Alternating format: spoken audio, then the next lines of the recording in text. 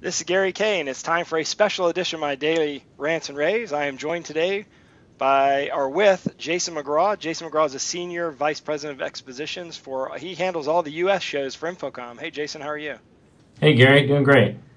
Well, you and I have known each other for, believe it or not, over 20 years now, and we've developed a heck of a friendship and also a working relationship, having worked on everything from InfoComm shootouts to booths to new events, and you've got a lot of stuff going on at InfoComm 13, which is going to happen in Orlando in just a couple of months. And I wanted to have we're on a big campaign, as you may know, to try to drive a whole bunch of people to InfoComm, because I think a lot of people, they like going to Vegas because it's a place to gamble. It's a different kind of environment, and they're maybe not as excited about Orlando because they like going there with their kids, but they're not thinking about it as a trade show destination. But the funny thing is, it is not that far to drive for millions of people, and even if you can't drive there, it's cheap to fly there. So we're on a drive to get a whole lot of people at InfoComm, and I wanted to take some time today to talk to you so that you could help me convince them to go. How's that?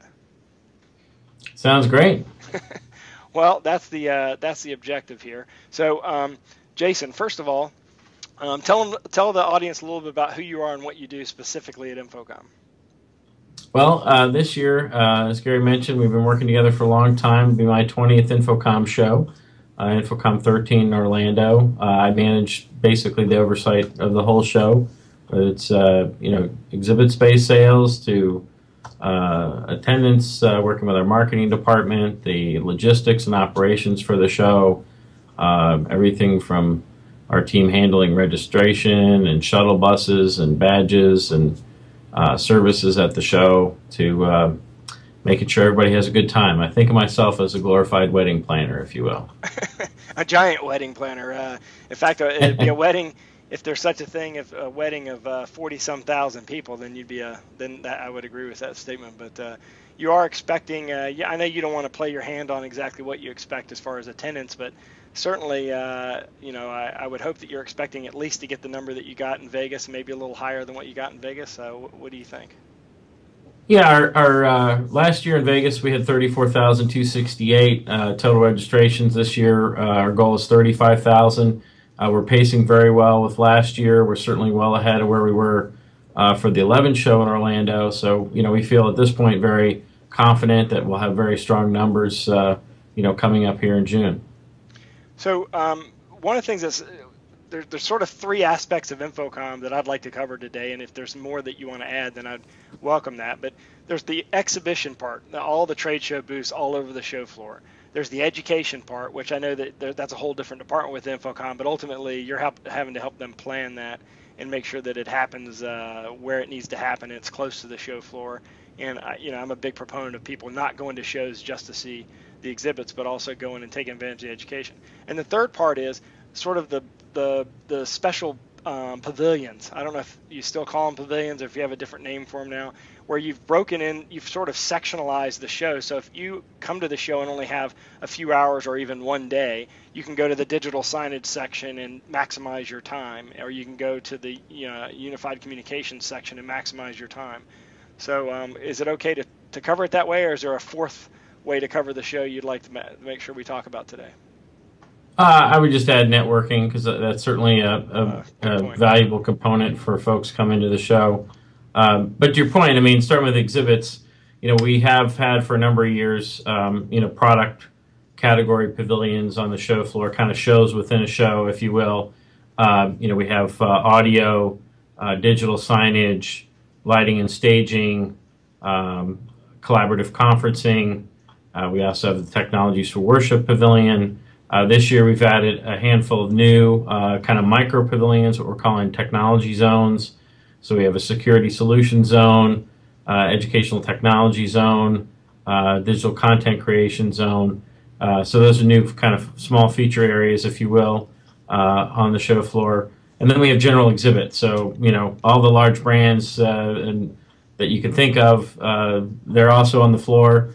So, where you might have a Samsung or an LG or an NEC, some of those on the floor that show digital signage products, they're not necessarily in our digital signage pavilion. So,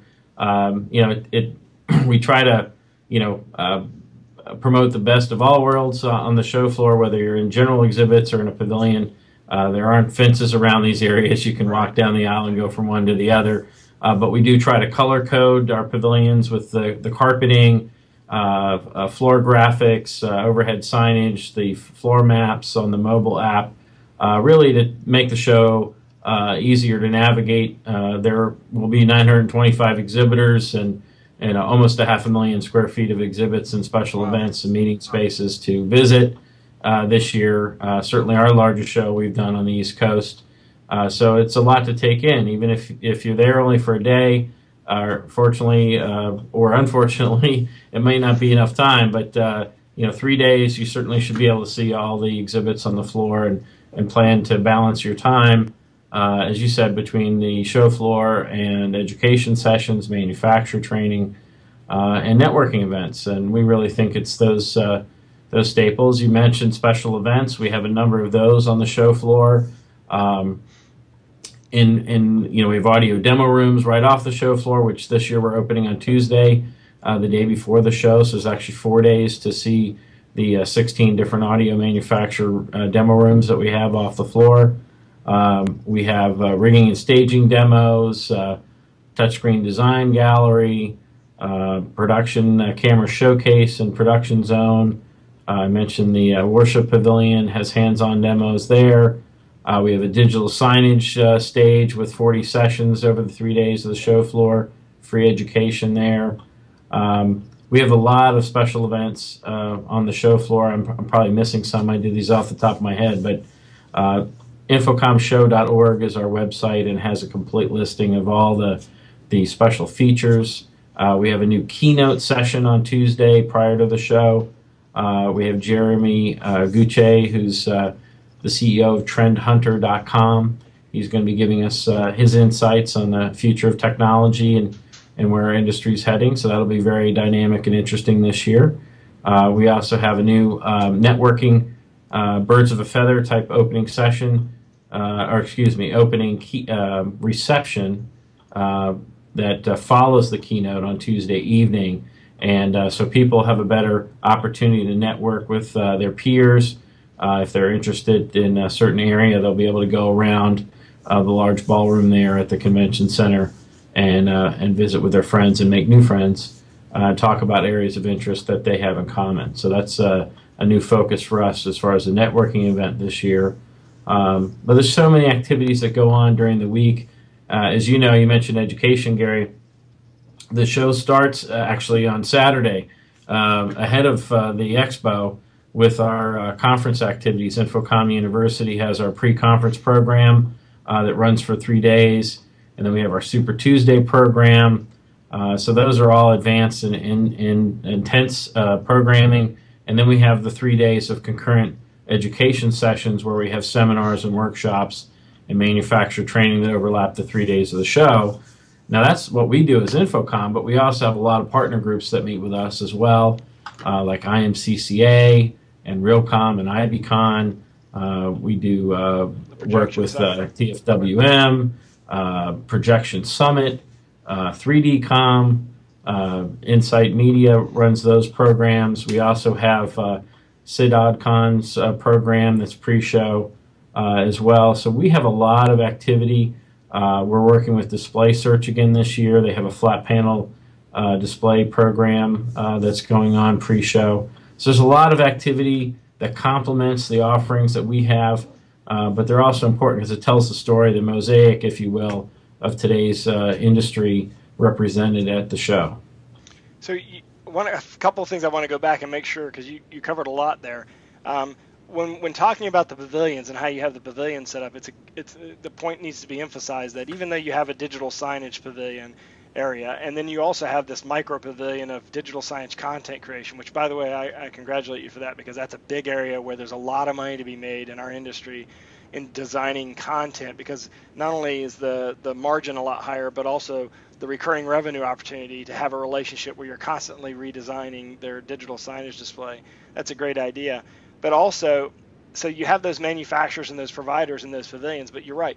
Companies like NEC and Samsung and Sony and all the display manufacturers, for example, they have their own larger display, and they may not be located in that digital signage pavilion because they already have a booth somewhere else. So you're right, you can't just go to the pavilion if you have the time. I mean, obviously, if you only have a few hours and you can only go to the show for a few hours if you're local, then that's one thing. But if you have the time and you're staying a day or two, then you need to focus on really doing a good movement through the entire show floor. And I would recommend that you do start at infocommshow.org, download the app, but also look at the website, because you have a great floor map there that sort of shows everything, and you can plan, sort of strategize, if you will, how you should cover that floor. I mean, if you have 3 days, start at the top left and go through the entire floor. But if you don't, then one way to do that is to sort of focus on the areas of interest that you have, and then strategically sort of attack the show that way.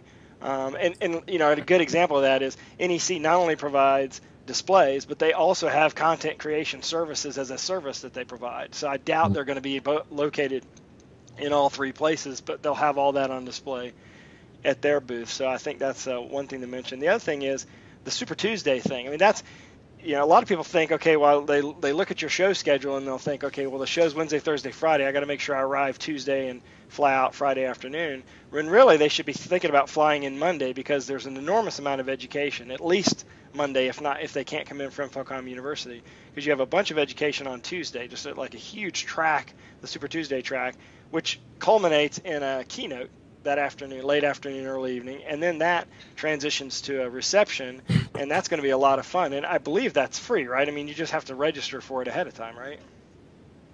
Right. The keynote and the reception are both free events. There are registration fees for Super Tuesday and our pre-conference programs. There is member pricing for that as well if you're an InfoComm member. All the rates and fees are on the website, but those courses tend to fill up fairly quickly, as we have a lot of returning members. Word of mouth, those are very popular. So, and we try to refresh the content every year. Over 50% of the sessions this year are brand new. We've tried to focus a lot more on digital technologies and the cloud, bring your own device, network security. A lot of the hot topics today that are impacting the industry are kind of woven through all the different course topics that we have during the week. We've also added a new digital signage track in InfoComm University this year. So, we're trying to stay up to date and help our members and attendees understand and hear from the industry experts as to what's going on and how that can benefit their business or place of business. If they're an institution like a university, corporation, government agency, healthcare facility, entertainment operator, those are some of the top categories that visit our show every year. They're looking for solutions to their challenges, and we think we can offer that both in our education program, but also from the manufacturers on the show floor. I think anybody coming to the show can come in and, as I say, get to see all the parts of the car under the hood and understand better how they all work together to provide a great solution. Yeah, and there's a lot of manufacturers now that do a really good job of showing their products in system applications. So if you haven't had a chance to see products work together in a system, I mean, you will get to see it at InfoComm. So another thing I think is a misconception is that Orlando is an expensive place to have a show, when in fact you have if you look at your hotel block where you're able to reserve rooms, you can block rooms in the $80 range, and you can block rooms, of course, in the $300 range, but there are $80 and $90 and even $100 rooms that are actually walking distance and on your bus route to the convention center. So it's not an expensive destination. It's easy to get in and out of. Flights must be subsidized by somebody into Orlando, because you can fly into Orlando from pretty much anywhere in the country for less than $300 and for the most part. And so I think it's a good venue. And the nice thing is the whole show is right there. Everything is in one building. You don't ever have to leave the building. You have to worry about the heat outside, because once you're in the convention center, you don't have to leave there. All the seminars are there, all the workshops are there, all the manufacturer training is there, and of course the exhibits are all under one roof. Absolutely. Yeah, it is certainly one of the finest convention facilities in the United States. It's easy for attendees. It's near the airport. They have a great public shuttle bus service that goes up and down the International Drive. Point Orlando, which is directly across the street from the convention center, has a lot of dining and shopping opportunities. That's been continually updated over the years. There's a lot more dining and entertainment options on the Sand Lake Road restaurant area, which is just a mile or two up the road from the convention center. A lot of folks, talk about coming there for the show and then, bringing their families down afterwards, or letting them go to the parks and add on. That's certainly the option that's there, which is great. But most people are coming to the show. They're there for business. They're spending a lot of time on the show floor to see new products. They're taking in sessions and enjoying themselves in the evenings, and then either tacking on time on the beginning or end if they want a holiday. But otherwise, it's fly in, fly out. It's easy to get to, as you said. Flights are inexpensive from the East Coast. We recognize that it's farther to go from California to Florida, but we have attendees from all 50 states and over 100 countries. So we have folks that fly around the world who come to InfoComm every year because it's the end-all be-all, if you will, in June for AV technology. And we are fortunate to have great InfoComm sponsored shows around the globe now that are growing and are very successful. But we still have 700 exhibitors out of our 925 that don't exhibit in all of our shows overseas. So there's great shopping opportunities, if you will, if you're an international dealer and you want to come look at brands that you can't necessarily source at the overseas shows.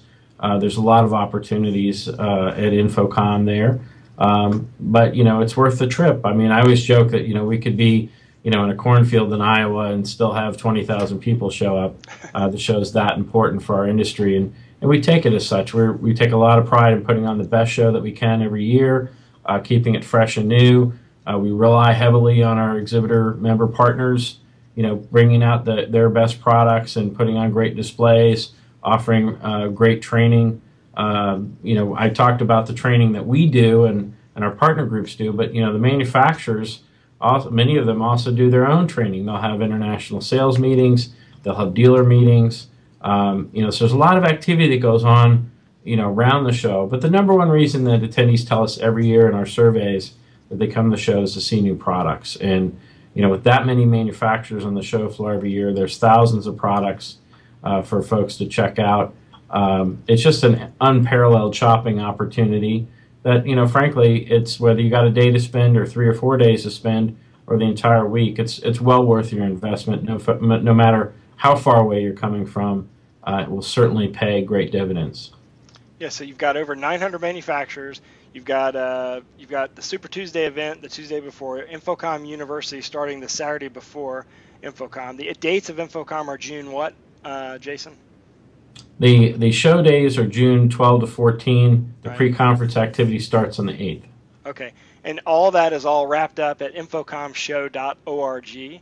If you look below this video, where you're watching this video right now, above or below, you'll see a description of this special edition of Rave Radio videocast, and in that you'll also see a link to register for the show. And in addition to that, we actually give you a code that you can put in that allows you to register and get in the show for free. So use that code. Jason, I appreciate your time today. So start at infocommshow.org. You guys do a phenomenal job. Congratulations to you and to your team up there. And if there's anything we can do to help you, we're going to try to do it, because we would like to see this be a record show, even though you say the records always happen on the West Coast. I want to see if we can set one on the East Coast. Well, we would certainly love that, Gary. Really appreciate your support, and everybody out there. We'll look forward to seeing you in sunny Orlando come June, and please look us up at the show. We'll be glad to meet you.